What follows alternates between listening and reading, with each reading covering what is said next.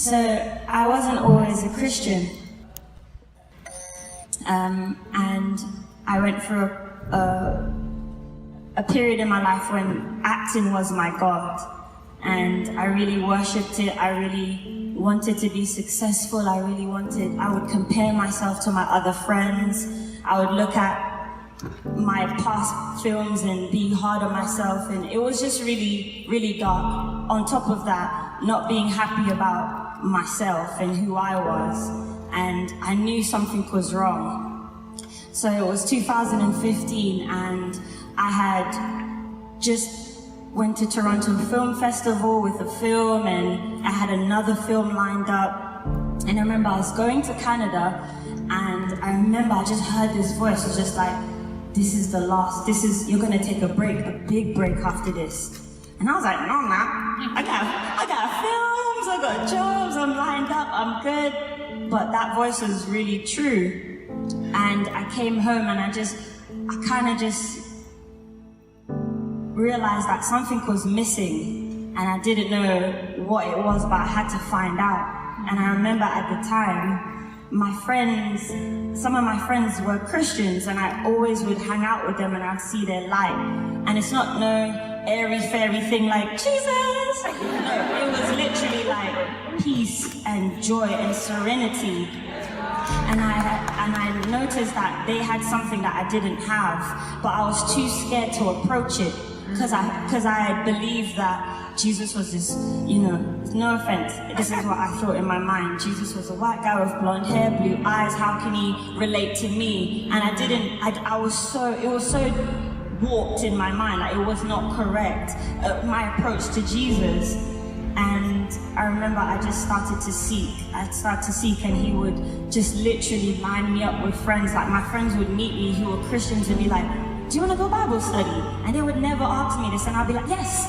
And I'd be like, why did I say that? I don't even know like what the Bible is. I don't even know what chapter to turn to. I don't even know like how do you do that? And then I just realized that something was missing and I started to seek and Jesus was my last hope.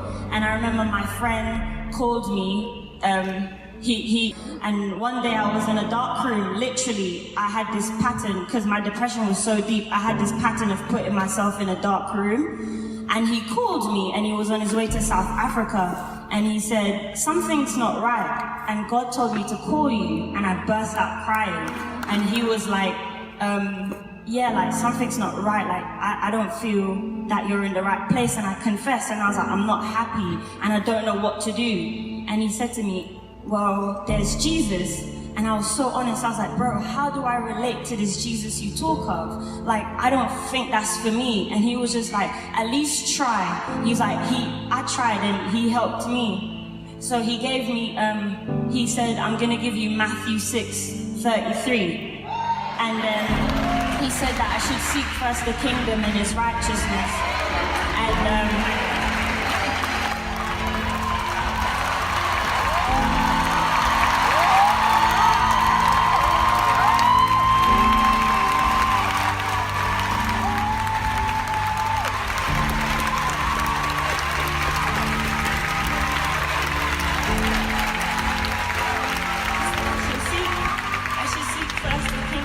righteousness and all shall be added on.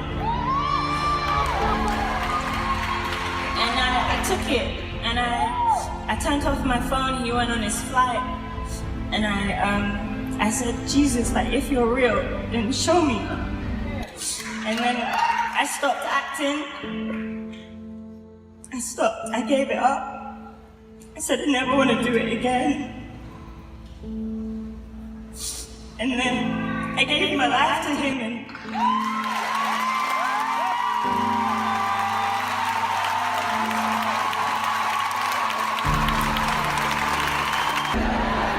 like I reflect and I just always cry, like I always cry about it.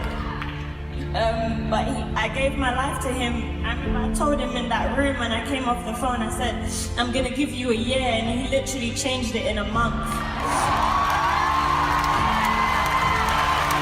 Showed up and I had all all of these amazing encounters, and I gave my life to him. And I remember the night I gave my life to him, I literally felt like whatever spirits, like darkness was leaving me, and he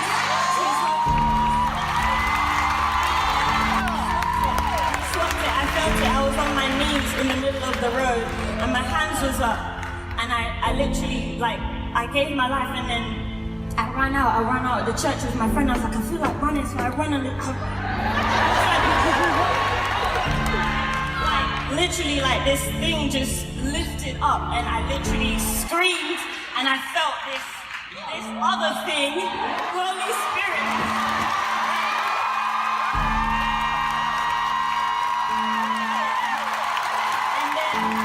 And after that, I'm telling you, the peace that I had, the joy that I had, I literally was like, I'm never going back to acting. And I kept praying, and I kept going to church.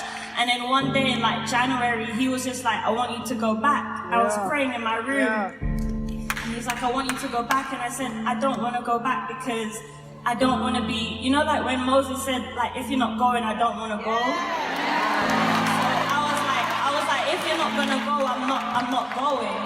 And he said that I can trust you now.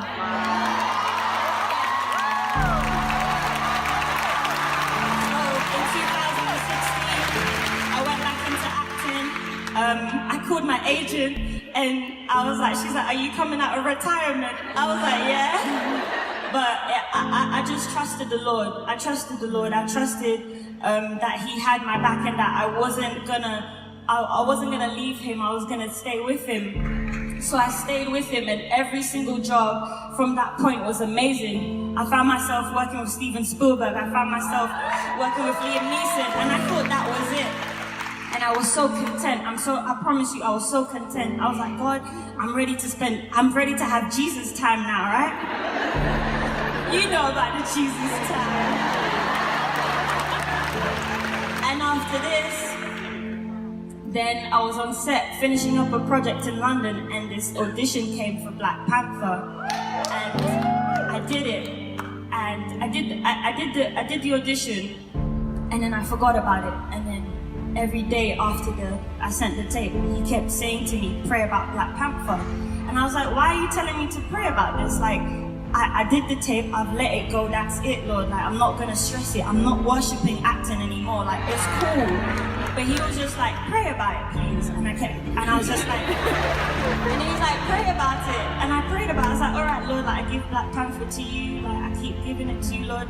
And then one day in prayer, he revealed to me what he wanted to do, and he said, I'm going to give you the role. And I said, Lord, I've not heard anything, like no one's called me back. He was just like, I'm going to give you a couple signs. He said, someone's going to call you to go to LA.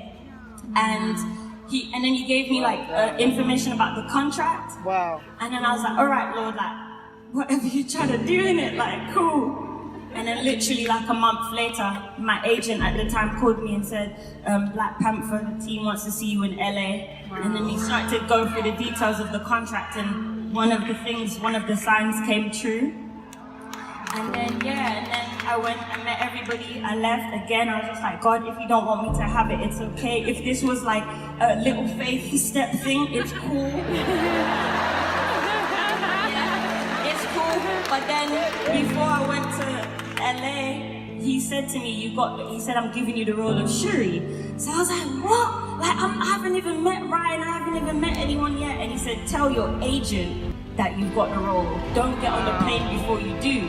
So I got the key to get you. So God was like telling me to speak it. So I'm in front of my agent right now, about to get on a plane to LA tomorrow without confirmation. And I say to him, I have to tell you something. And I'm like, the Lord told me that I'm coming off the plane with the role of Shuri in Black Panther. And he's like, so he sat there, he looked at me, and he was just like, you got the role then?